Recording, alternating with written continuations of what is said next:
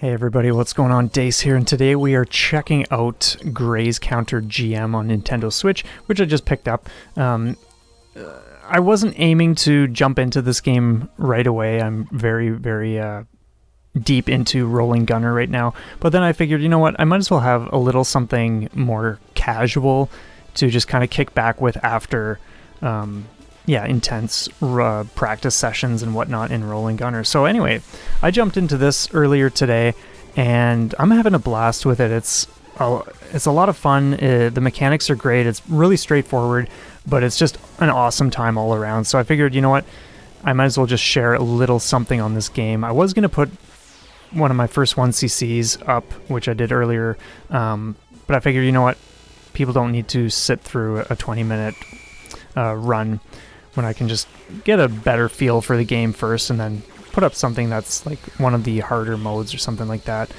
So I figured I would just record the first few stages on this particular mode. So in this one, this may look somewhat intense if you're not really used to shmups. There are all sorts of other like difficulty settings and stuff like that, like modes I mean. So if this looks too intense, don't assume that this is what the whole game is like. This mode has suicide bullets and just a lot more projectiles from certain enemies and whatnot. So anyway, the way it works is you have your graze counter at the bottom left, which fills up as you graze enemy projectiles. And so essentially when you fire off your like burst, you'll see me doing that big blue beam thingy.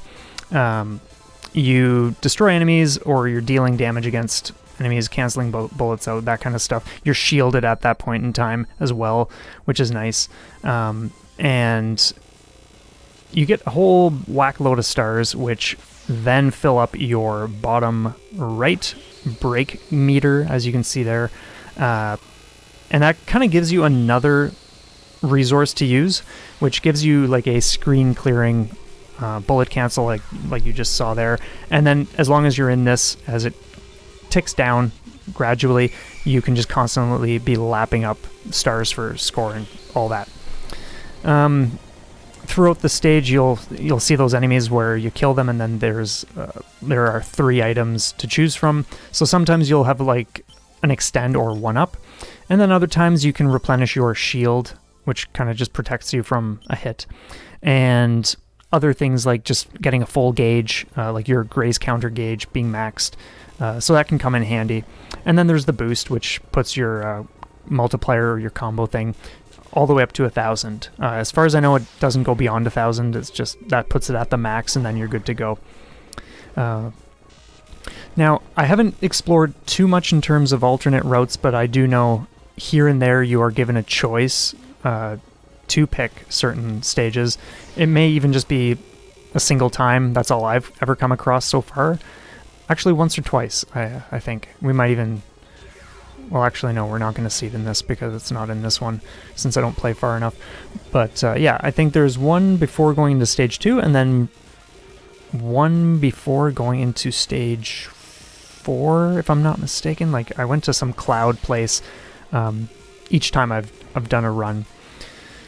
So all in all, everything is super discernible, which is always a bonus. Things are not as crazy as it might look. You do have a slowdown. You can just hold down one of the buttons, which really comes in handy because this is a lot of what you're going to be doing here is just tiny movements here and there, just to avoid stuff. You don't have to be flailing around, of course. Now, depending on what you choose, it was pretty quick when the video started, but you can kind of have a different time. If you choose, let's say, to start the game with the auto shield, then you get your shield replenished every 15 seconds. So that can come in really handy. I've done that just a little bit for the most part. I've just been playing with the one of the other ones that... what is it called? I forget what it does, but it allows you to use your graze counter burst thing like halfway, I think, and so that comes in handy too. You don't have to wait for it to, or at least from what I have observed, you don't have to wait for it to fill up as much before you can use it, or at least that's what it looks like it does. But I could be mistaken on some of these details, who knows.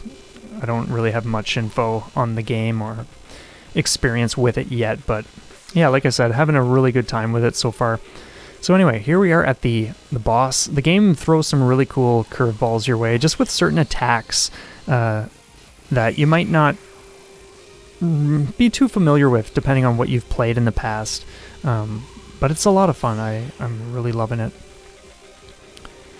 And for the most part, if you are looking for something that is just a little on the shorter side, this is a great option.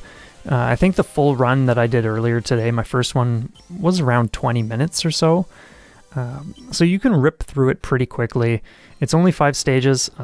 If there are some hidden stages or whatever else that I just haven't come across, I have no idea. But I rolled credits after 5 stages.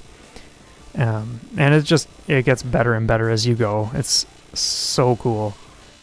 Everything controls well, the action is there, the intensity is there. You really got to pay attention to a lot of what's going on. I love the balance between having your Graze Counter, you can activate that, get stars, do a bullet cancel, just be unloading huge damage, and all the while you are recharging your Graze Counter so that you can, yeah, just use it again. So it's really, really sweet stuff. And just the artwork in this game is phenomenal. Like, just all these huge enemies, and even the smaller ones in the boss fights and stuff.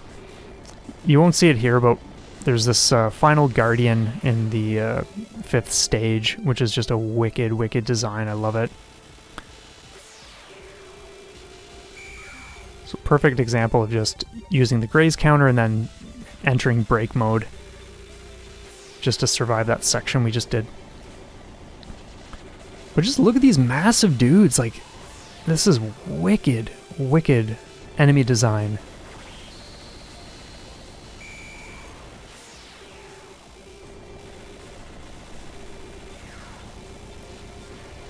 And even just the attack variety, everything feels like there was never a point where I felt, oh, okay, this is just repetitive. Like, it was always a nice, healthy variety. Such a great mix.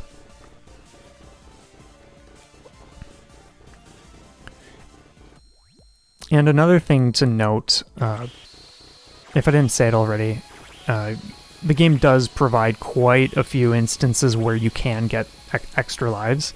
I think I did mention something to that effect. Like, you have a lot to work with. Like, some games can feel really limiting in that sense. Like, you go in and you're pretty much, you got your gun, maybe some bombs, and that's it.